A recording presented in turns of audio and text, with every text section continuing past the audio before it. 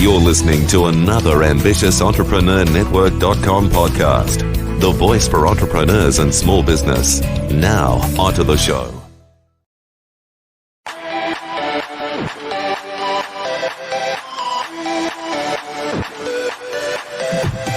Welcome to Industry Thought Leader Podcast. Stand out, be heard, influence. Want to influence real change with your message while become known as an authority in your field? Industry Thought Leader Podcast will show you how. Now, over to your host, Anne-Marie Cross.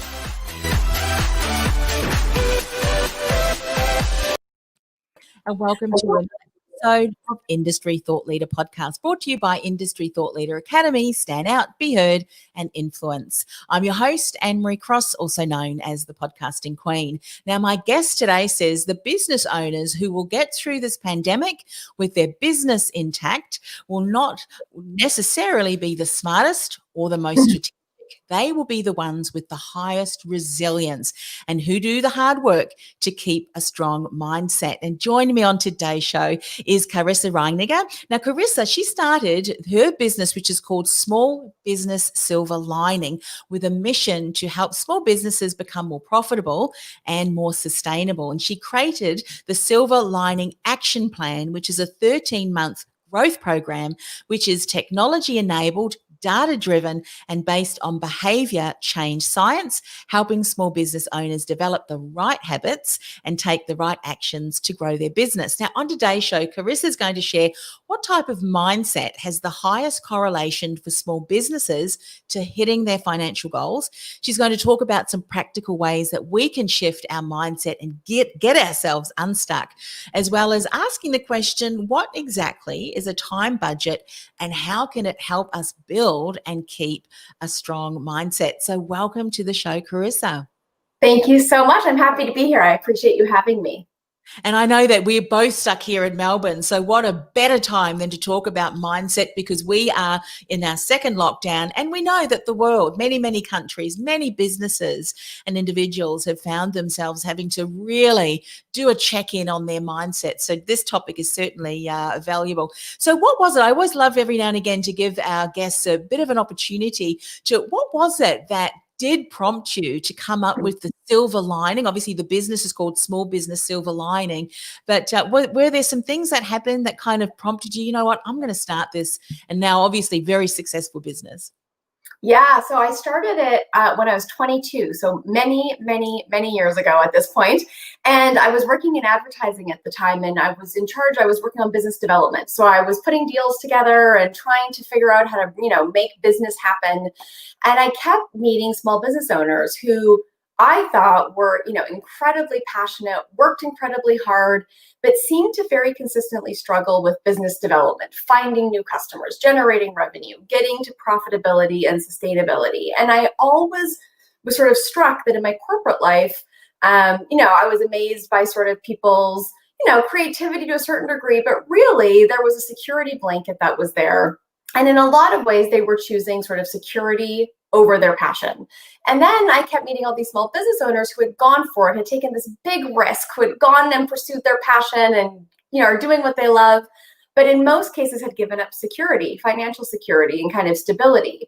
And I just thought to myself, again, ignorance is bliss. I was so young that, it doesn't seem right that you have to make one of those choices. You shouldn't have to live a life pursuing your passion or, a life where you have stability and security. You should be able to do both. And so that was the really basic framework. That was the initial idea of Silver Lining all those years ago, was I want to help small businesses make money doing what they love so that they can have a life of passion, and that bold, courageous move to go start a business can come along with, the financial stability and security that, that they deserve to have. So that was the very beginning of it. That was the genesis of it. And then, of course, over these last 15 years, I've learned a ton about how you actually help a small business make money and all of the elements connected to that, which of course has led me to the topic we're here talking about today. That so much of that journey is about mindset. It's not necessarily technical skill. There's so many other elements to what helps a small business succeed. So Brilliant. Love that. Thank you. One of the things that you're talking about, it's so important is, having the right strategy, Yeah. having the right practical steps. But, you can have 5 people, 10 people in a room, businesses, all implementing the same steps, the same Yeah. processes, and still you're going to notice that there is a difference in the results. One of the things that is very different between all of those individuals is the mindset, which I know we're going to talk about today. Would you say that it is often the mindset that will keep businesses stuck, yet they're working on practical steps and that next bright, shiny object, because that's the thing that's going to make a difference in the business, but we're not really working on here, are we? Yeah, I literally couldn't say it better. That's exactly right. And in fact, we talk a lot about with our businesses, this idea of the 4 stages of stuck. And when you want to grow your business, the job of a business owner is not to never get stuck. We're going to get stuck. We're going to get off track. I mean, we're humans. That's just life.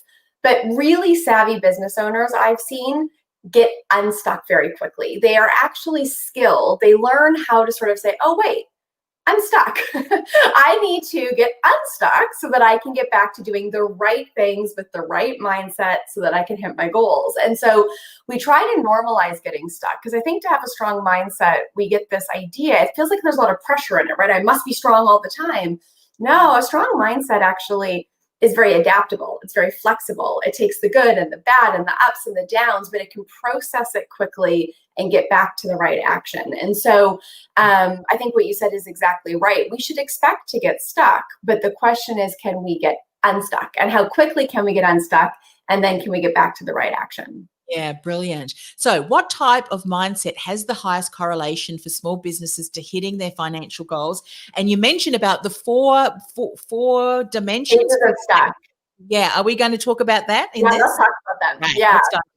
So let's talk about the good side first, right? So the perfect mindset, or that's nothing's perfect. A great mindset, let's say, an effective mindset. We have this story of entrepreneurship that I think has really actually served us wrong, right? In the last 15 years, we've all become obsessed with, raising millions and selling for billions and having these, big, lofty dreams. And the reality is the story of success in sort of these big VC-backed entrepreneur, it's so small. It's so high risk. That is not the true story of entrepreneurship. The true story of entrepreneurship are the hundreds of millions of small businesses in every community around the world, employing local people, driving local communities, driving global economy. And when you're that type of a business owner, little wins really matter. And so the mindset that we've discovered through all the data that we have, because we have a software platform that works with businesses, we have tons of data. And so we can watch patterns in behavior. And one of the most significant patterns in that behavior demonstrates that the business owners that sort of release this idea that there's going to be one big deal that's going to save them, or there's going to be one big moment, or if they keep keep chasing shiny objects and going over here and over here, somehow they're going to find the thing that will magically make their business work. The businesses that succeed and have the strongest mindset are actually very focused, very disciplined. And really, I always say it's like the opposite of death by 1,000 cuts. It's like winning by 1,000 small steps. And instead of hoping for this, amazing moment where everything comes true, they wake up every morning, they start focused and disciplined. They have a clear plan they're trying to get to. They've got a clear goal, and they take steps towards it every single day. Small steps, sometimes steps that feel like they're going nowhere, but they have the discipline to do the right thing on a consistent basis. The other thing that I would just add to that, because it's a big factor, is that they accept accountability and help. One of the mistakes that I made when I was a young entrepreneur, and I think so much of us when we're entrepreneurs struggle with this, because there's a sense of pride and ego that comes into play. And then there's also the real sense that we have to present a sort of positive front to the world, right? So that they will believe in us and they will buy from us. But if you let that go too far, right, you sort of isolate yourself from being vulnerable, or for asking for help, or saying, I have no idea what to do right now. Does anyone know what to do?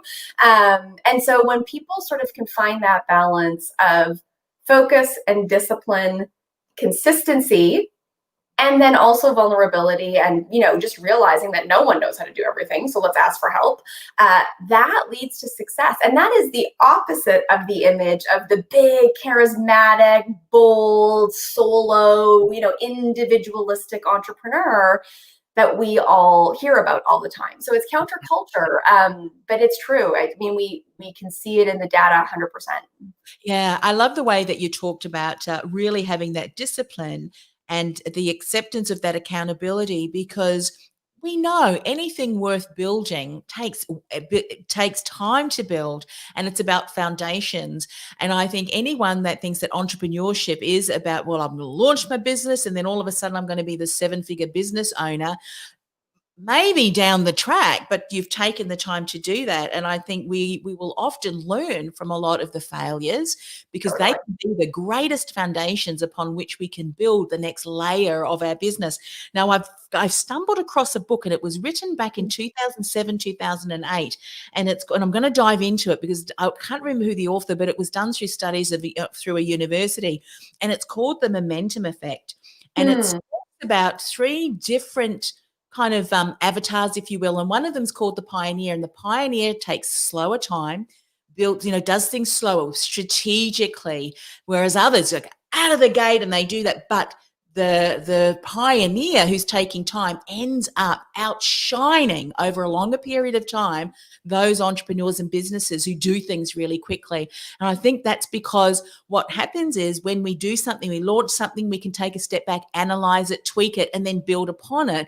Whereas if we're not tracking and measuring, we can never grow and check in on our profitability, because you could be making millions of dollars, but if your profits are small margin, again, that's not really important, is not really that successful either. Brilliant. Yes. What are some of the shadow sides of those then? You've talked about some really positive, effective mindsets. What are things we need to be mindful of to say, look, if this is happening, we need to switch quickly?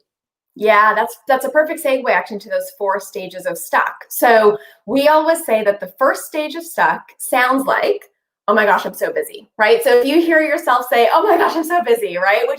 It's almost like we walk around this busy badge of honor, right? The busier we are, somehow the better we are, the more successful we are, the more important we are. But we actually call that stuck stage 1. When we hear someone say, oh my gosh, I'm so busy, we say, well, then that sounds like you're not managing your priorities very well. That sounds like you're not managing your time very well. There's periods of intensity, of course. I mean, in the midst of COVID, I'm working 18-hour days, but I'm not busy. I am intentionally taking additional action because I have more urgency in the moment and more work that I want to do, to help as many people as possible and, work through this moment. So there's a difference between being intentionally full, intense, and being busy, right? Busy is sort of this idea that you're chasing shiny objects. We're running on chickens, our heads cut off. We've lost our focus and our discipline. And I would say 80% of small businesses spend most of their time busy, right? Which is not productive. And that does not lead to results. So that's stage 1. If you stay busy for too long, you move to stuck stage 2. Stuck stage 2 sounds like I'm overwhelmed. And you hear that come out of entrepreneurs' mouths a lot. Oh my gosh, I'm so overwhelmed. I'm overwhelmed by this. I'm overwhelmed by that. I'm feeling overwhelmed. And overwhelmed is usually when you've gotten to the point where your goals and your reality are sort of out of alignment. You set goals that are too unrealistic, and so you can't hit them, or you've taken on too many projects. Maybe they're even the right projects, but there's just too much. You have set unrealistic goals for yourself. If you stay there for too long, you get to stuck stage 3, which sounds like, I've really lost my passion. I'm just not passionate anymore, which we hear all the time too. I've lost my passion. The root cause of that is usually exhaustion. You've been too busy for too long, too overwhelmed for too long. You've been living in this cycle, and we get tired. And I've been there. Listen, I've been in all these stages of stuck. This is not, criticism. This is just true. So stuck stage 3 is, I don't feel passionate about my business. And what we recommend all the time is don't change anything in your business. Go rest. Take a vacation for a week. Take a staycation if you feel like you don't have the budget, but get out of your business for a week. And you're going to find the passion is still there. You're just too tired to feel it. And then the final stage is stuck stage 4, which sounds like I want to quit.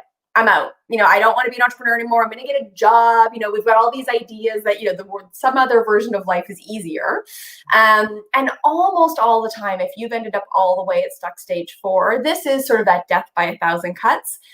You've gotten to the point where there's something about what you're building that's out of alignment with your mission. And almost all the time, the thing that's so amazing about business owners is that we try to build things that matter to us, right? That are connected to our values in some way. And when you get to the point where you want to quit, it's not usually because the business can't succeed. Almost any business can succeed.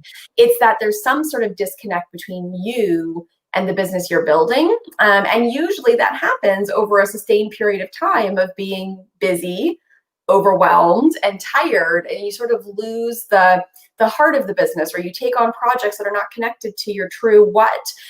You do work for people that are not really the customers you meant to serve when you started the company, and all of a sudden this thing you've created doesn't match what you wanted to do. And so it's about getting back into alignment to get out of stuck stage 4. So that's the alternative to sort of strong, solid, disciplined mindset. Yeah.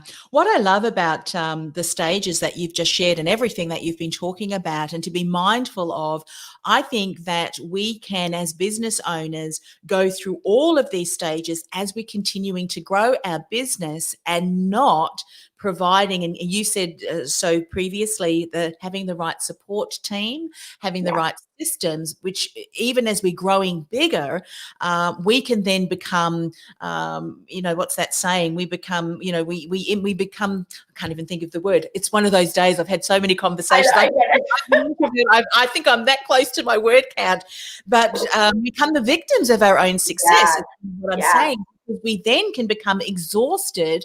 So what would be something that, and I know we're going to talk about some practical ways to shift our mindset to get ourselves unstuck, but there has to be an understanding and clarity around, from a business owner, we can do the work mindset wise, but we're going to get ourselves back into that stuck if we don't do the practical changes and get team to support us. Yes?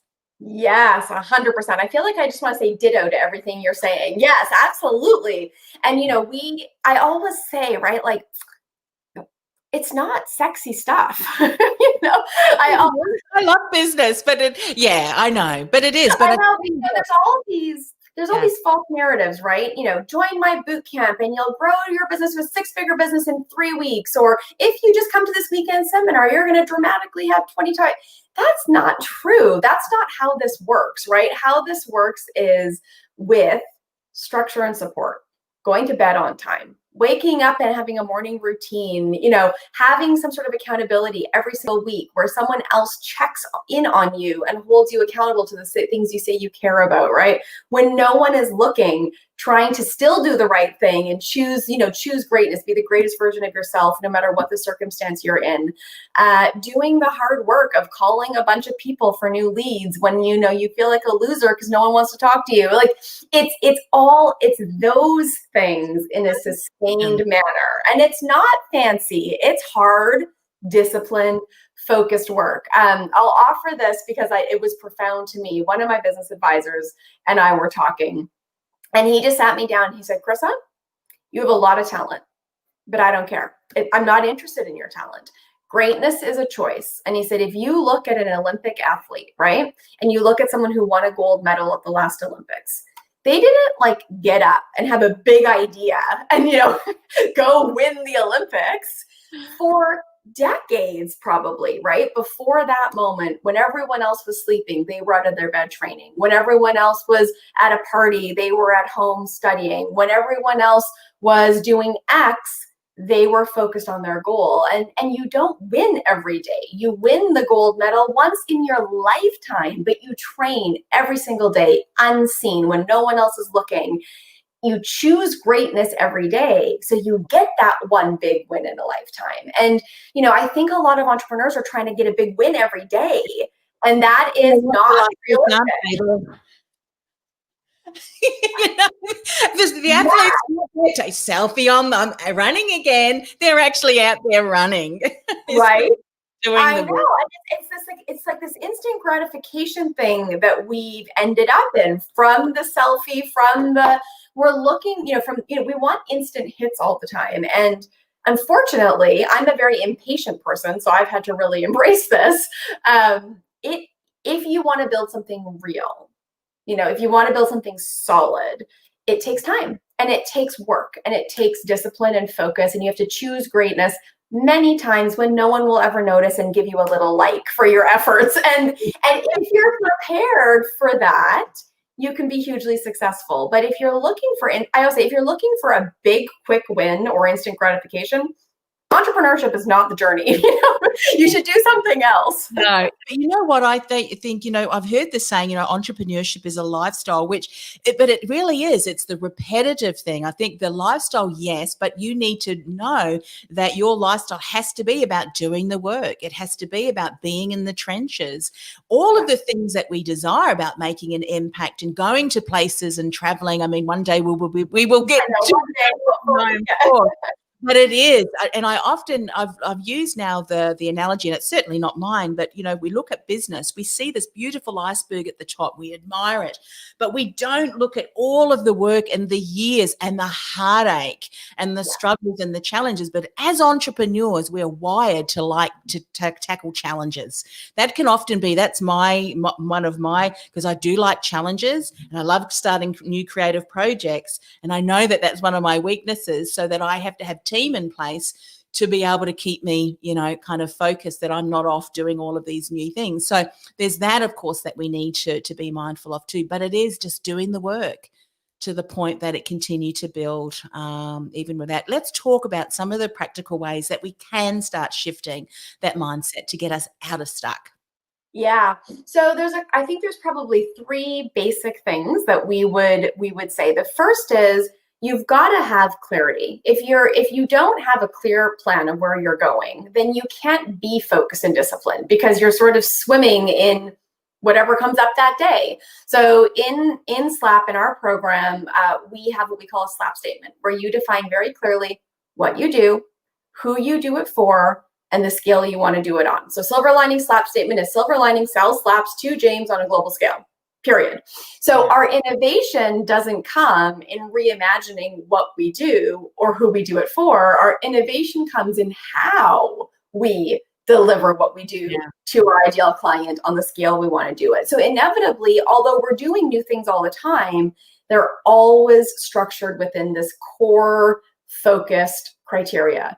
And that's really powerful, because all of a sudden we have a very clear framework for what to say yes to, what to say no to, what to reground ourselves in. So that's number one, is just clarity. What are you building? And most people, one of the craziest stats we have is that over 90% of the businesses that we talk to can't answer those questions. Well, what do you do? Who do you do it for? What scale do you want to do it on? It takes about 17 minutes to answer that question, which is, of course, a sign of not having focus or clarity. And so, there's a huge correlation between success, strong mindset, focus and discipline, and being able to really name those things. What you do, who you do it for, the skill you do it on. The second thing is goals. I mean, we all talk about goals. I feel like goals are so, I wish there was another word for a goal. But people's goals, when you ask the average entrepreneur, well, what are your goals? It's always one of two things. Well, I just want to grow a little bit and maybe work a little bit less, spend more time with my family. That's one. Or I want to get to $1 million, right? Or if they're at million, I want to get to 5 million. I mean, it's these, I call them like wishes, hopes, and dreams. That's not a goal. That's like a general statement. So a goal is a target for revenue and profit. You said that very earlier, which is such an important point. I'd rather run a $100,000 business that makes $50,000 in profit than run $1 million business that loses $100,000 a year, right? So how much revenue do you want to generate? How much profit do you want to create as you generate that revenue? And by what date will you create it? That is a goal. That is a goal that you then filter your decisions by. So clarity, a goal. And then the third thing, again, which you've also spoken about, is we can't do this alone. We are humans and we are meant to be in community and support. And so, being isolated or being completely unaccountable is actually really dangerous. And so the irony is that people think of entrepreneurship as freedom, and it is, right? We have all this freedom and flexibility in the world to a certain degree, but it's also true. Framework is what you're saying. It's important. That's right. It's right. And really accepting that whether it's something like SLAP, whether it's hiring a coach, whether it's hiring a therapist, whether it's getting a friend together on Friday afternoon for coffee every single week and having a honest conversation about the progress you have made or you have not made and why that's happening. But it is embracing this idea. Our whole program is based in behavior change science, and it's the same science that's used in Weight Watchers and Fitbit and the 12-step program. And the basic premise of behavior change science just literally says we all have goals, right? We all want outcomes, but very few humans are so incredibly self-structured and self-sustaining that we can accomplish them on our own. That's why we hire personal trainers. And if we hire a trainer, our chance of success goes up. But then if we don't, right? That's why if we join Weight Watchers, the chance of losing weight goes up because there's structure and support. And so whatever behavior change science says, which is very relieving, every human, regardless of the goal we set, probably can't do it alone. So if you're serious about hitting your goals, then you need to wrap some structure and support around you. And there's no shame in that. That's not a sign that you're weak or that you're, ineffective. It means you're human. That's just human behavior. And the more support we get, the more we dramatically increase our chance of success. Yeah. Well, you use the analogy of, a sports person. They would have a physiotherapist. They would have a coach. They have got a team. They may even have a nutritionist who's giving them the right food. It is programmed out step by step and monitored. And I think as business owners, we don't recognize the value, because when you've got a team around you to support you, a team that supports in the work, in the operations, team mentors, that they will, as you said, keep you accountable and focused on the right things, because we can otherwise get really fixated on the busyness, I think, and reactive, and we'll never have the energy to, as you said, to innovate the right things, as you said, the experience, and we'd rather just do the stuff that really should be the framework and get clarity on that to begin with. And I love that you've said around the SLAP, the clarity. I'd have to say that definitely the turning point of my business was when I spent 4 months working on mission, vision, value, and not just writing them down. We actually had to write a sentence and we had to live that out. How are you going to live that out? And it was the determining factor in my business, because everything that I have done over the last kind of, 5 years has been, that's still the same, because that is really connected to my why. Different projects underneath that, but it's still to that, mission and vision. So cannot say highly. Let's talk about time budget. What is it, and how can we build it and keep a strong mindset? Such a good question. So we have a framework that we've been using for 15 years, which we call the cash flow capacity catch-22. And the idea is that in order to grow a business, you need time and money. The irony is that most business owners feel like they never have enough time or money. Growth requires the two things we feel like we don't have enough of. And that's sort of the conundrum, the cash flow capacity catch-22 of the average small business. And the additional irony, the irony on top of the irony, is that when you talk to a business owner, you say, well, okay, well, how do you create more money?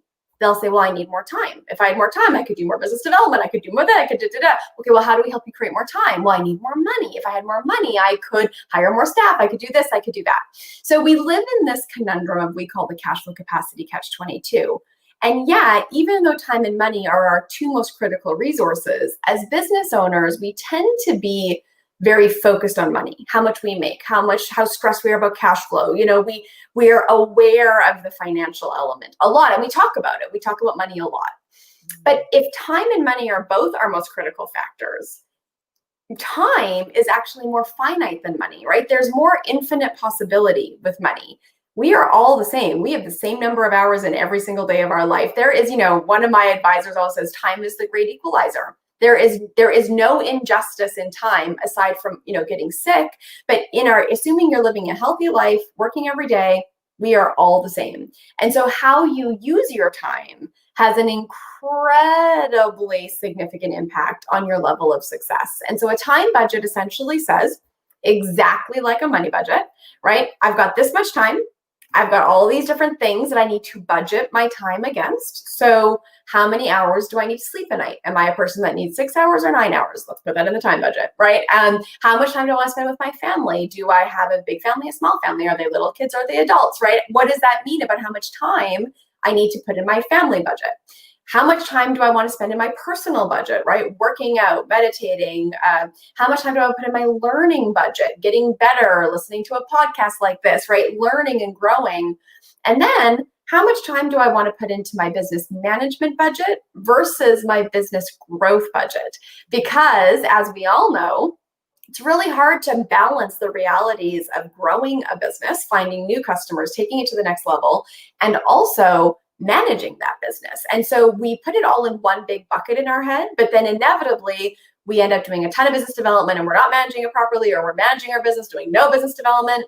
So we have a really clear parameter that you need to have a business management budget and then a business growth budget. And one of the things that of course happens, not unsurprising, is when you budget all that out, you realize you don't have enough time for everything that you think you want to do, right? That you think you're doing. So then what do you do at that point? Where do you adjust? How do you adjust expectations? And it's about trying to get to clarity in the name of reducing pressure, right? One of the things that I certainly feel, and I know most business owners that I know feel, is like we're failing at everything. No matter how successful we are, our families wish we were home more. Our staff wish we were doing more for them. Our customers wish we were doing more for them. We wish we were doing more for ourselves. We wish we were growing our business more. I mean, it's just this like nonstop cycle of feeling like we're not doing enough in any area, right? We're not having enough impact in the community. We're not, et cetera. It goes on and on and on. And so a time budget is this really powerful tool that just forces us into reality to say, all right, well, this is what I can do. This is what I have budget for. And it may be less than you want to do. It may not look like you would ideally like it to be. But when you have clarity and goals, then you can live in it. And it relieves a lot of just sort of, it's the same anyways, right? Nothing changes because you only have that many hours anyways, but you use them better. And it relieves that pressure of, I'm never doing enough. No, I'm doing what I can do in my time budget. This is what I have. This is what I can do. Yeah. I love the way that you've shared that, because we get then really accountable. We can see it in black and white. And then we recognize I really need support in certain areas. Because one of the things that I have found, and maybe this is just me, is that if I don't get accountable and have a bit of a framework, if I know that there's some really important tasks that I need to do in my business, which is a lot of times is follow up leads and generate leads and actually, kind of the in-person, which is now, of course, the online, I'm going to fill it up with tasks that I know are also important, but that I do enjoy doing. Guess what? Not really leaving me enough time. So then you recognize that, don't you? And then you can structure your time and then put parameters in place to be able to do that. For me, it's getting team members. So I actually have to keep up with the teams. It creates a little bit of tension there. So always driving me forward. I finally found a system, a way that will work for me. That's great. In that area. Well, and to what you said, which is important, right? I have really come to terms with, I cannot get everything done. I will never be able to say yes to and do everything that is asked of me or that I ask of myself. It is impossible. With the hours of time in the day, that's impossible. So when I look at opportunities through my time budget, I get asked to sit on a board, or I get asked to do X, or someone wants me to do this, or I want to do X new project or X new thing. Now it's not, well, do I want to? It actually makes decision making easier, right? Well, do I want to? Yeah, I want to. But do I have time in my time budget? Well, no, I don't. Okay, well, do I want to do this, or should I do this more than something else I'm already doing? Okay, so if to say yes to this, I have to say no to this. And it just creates a very objective and logical framework to make what can feel like, subjective decisions. And I think for me, someone who's got like the the yes instinct, I want to do everything and I want to help everyone and I want to try everything, I want to do it all and I want to do it right now. Exactly. It's helpful for me because I do need structure, because my instinct is yes. My instinct is yes to everything. But having that clear kind of slap statement, goals, and my time budget really forces me into, okay, well, not is this a good opportunity? Not even do I really want to do it? Those almost become irrelevant. is this the best use of my time in order for me to hit my goals? Does this keep me in alignment, or does it get me, confused and unfocused? And so taking away this idea, is it great? Is it good? Irrelevant. Is it the best use of my time? It's really subtle, but it changes a lot about how you manage your life. A lot. Something that I've also found to be true too is that often we'll say, well, look, it's just going to take 5 minutes. Nothing just takes 5 minutes. Totally. Soon as that kind of comes in your bandwidth, if you're spending any bit of time, it is impacting even, I think science now shows interruptions, even the 5-minute interruptions can take you 20 minutes to get back into the flow and really productive. Totally. Loved our conversation. I really have loved that today. So many brilliant points. Carissa, how can people find out more about you? What's the websites and all of that good stuff? Yeah, thank you. So the website is smallbizsilverlining.com. So you can go there directly. Our SLAP program is available for any business owner in the world. So it's available, it's virtual and it's global. So it's relevant in a post-COVID world. And usually our program, to get clarity, set those financial goals, and then get the whole structure and support to actually hit those goals, is $300 a month. But when COVID hit, we made it pay what you can, so that any small business that wants support and structure can get it at whatever their financial reality is. So, and we really mean that. And the big thing that I would offer the community who's listening is, we are here. There's lots of other people who are here too. If you've got $1 a month, if you've got $5 a month, if you have $3 a month, whatever you've got, that's your choice. The point is not how much money you spend. The point is taking this seriously. The point is saying, right, putting your hand up and saying, I'm not going to be that person that says, I want to grow my business, or I'd like to lose weight, or I'd like to, exercise more. But it's actually taking the next step, which says, and so I'm going to sign up for Weight Watchers. Yeah. I'm going to buy a Fitbit. I'm going to use SLAP. And so whether it's us or somebody else, I challenge everyone listening, find structure and support that will help you get to clarity, set clear goals, and then wrap around the right structure and support so that you actually do look at those things and make the right choices time and time again. Because I'm such an optimist, and I believe to my core, and in fact, I know it based on our data, you can hit your goals, you can succeed, you can make money doing what you love. I mean, that is an absolute possibility for everyone. But none of us can do that on our own. We're not meant to be completely isolated in the pursuit of our dreams. So smallbizsilverlining.com, if we can be of help, pay what you can. If it's not us that's the right help, that's great, but find structure and support. That is my challenge to everyone listening. Yeah, fantastic. Well, look, thanks once again. An incredible offer, and loved our conversation. So thanks again for coming on the show. Thanks for having me. It was so fun.